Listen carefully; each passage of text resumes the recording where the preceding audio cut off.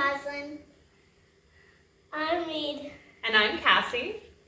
And we brought along this, my friend, Mo the Sloth. Yep, this week we are landing in South America. So we brought our sloth friend along. And just kind of like our sloth, we thought we might move a little slow today. So we're gonna make slow cooker pulled pork. So we're excited to have you join us. We'll go over the ingredients and meet you in the kitchen. Here are the ingredients for slow cooker pulled pork. Pork shoulder butt roast, 1 can root beer, cheddar cheese, eggs, hamburger rolls. Hi campers! All right, so we brought Mo, our sloth, into the kitchen with us. The sort of funny thing about this is it is a slow recipe. We're using the slow cooker. Oh, I'm sorry, Reed brought Olivia in with him too. Who do you have? Bunny Bear, right? Yeah, Bunny Bear. Bunny Bear. But yes, the funny thing about this is it's a slow recipe, but it's really quick to put together. There's only 2 ingredients that we're going to start with. We are going to put it together this morning, let the slow cooker do its work, and slowly cook it throughout the day. And by time for dinner, we will be hungry and thinking, what should we have for dinner? And then we'll go, oh, that's right, we already started it this morning and it's ready to go. So that's the nice thing about using a slow cooker is we'll put it in, we're gonna go head outside, do some summer fun activities, and let it cook. So, if it's cold out, then you might not, yep. You can do other summer fun activities, I'm sure. All right, so we're putting in our roast. Yum. When we deal with meat, we gotta be careful to wash our hands. It looks like a big piece of bacon. Oh man, can you imagine if that was? All right, we don't normally get root beer at our house, but we do for this special recipe.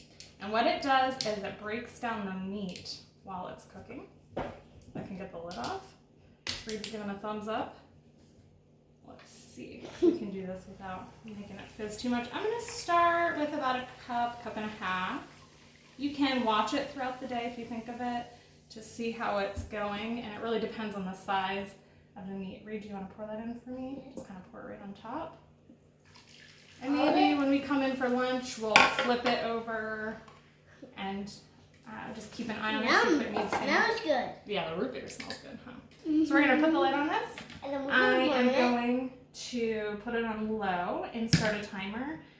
Probably between 6 and 8 hours, again, depending on the size of the meat. So we're going to... Oh, actually, our slow cooker, funny thing, is you don't lock it. I don't know about yours at home, but you're not supposed to lock the lid.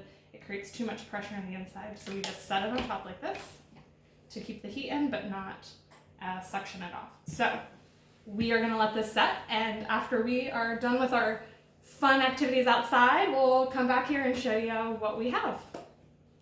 All right, we are back. We've had a great day. We let the slow cooker do all of the work for us throughout the day.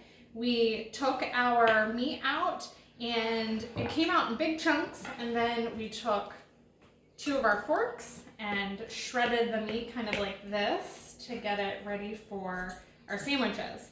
And then we mixed some of that with some barbecue sauce. So right now, all that is left in this super easy recipe is to assemble our sandwiches. You can do it with hamburger buns. You can even do a taco if you wanted to do some sort of pulled pork taco. Right now, we're bringing out the pita breads again. I'm gonna give you each one. Go ahead, I'm gonna grab them. Grab one. And we are gonna just scoop a little bit of the meat. Well, let's make it a pocket and put the meat inside. Aww. I don't. Well, we get to put all sorts of goodies on it. You could fold it if you wanted to fold it instead. There's lots of fun different things you can do with it. Rosalind's got some. Fold it. No, fold yours. All right. We always say it tastes the same, right?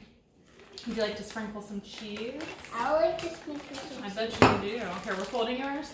I sprinkle. And it never matters how much cheese. Oh, it doesn't? You love cheese? Reed, we're folding yours. Is that right? Yep. Put some cheese on yours then. And the last thing we like in ours, you can do some lettuce. We have some shredded cabbage. So I'll let you That's not enough. I want more. more cheese. That's not enough. I want more meat. More meat. All right. Well, as you can see, you can assemble these however you would like. You can pick your favorite ingredients and how much ever you want. You can fold your pita. You can put it in the pita pocket. You can use whatever kind of sandwich form you would like. Again, all taste the same. And that was a quick and easy recipe. How about it, guys? That didn't take a lot of work on our part, did it? No. All right. Well, we hope that you enjoyed this, and we will see you next week. Say bye. Bye, Daddy.